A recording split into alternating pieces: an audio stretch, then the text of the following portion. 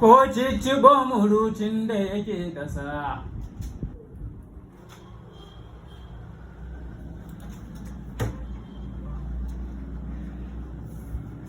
Ko in ci kwaikwaye nesa zuwa kusa.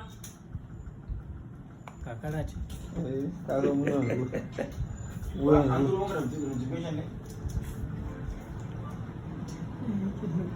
a inda ne yake girki. Ka ce kasuwa ko zan tafi.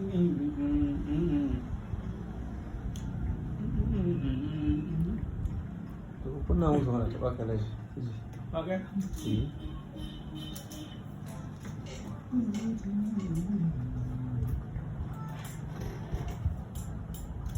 Ko cicciɓo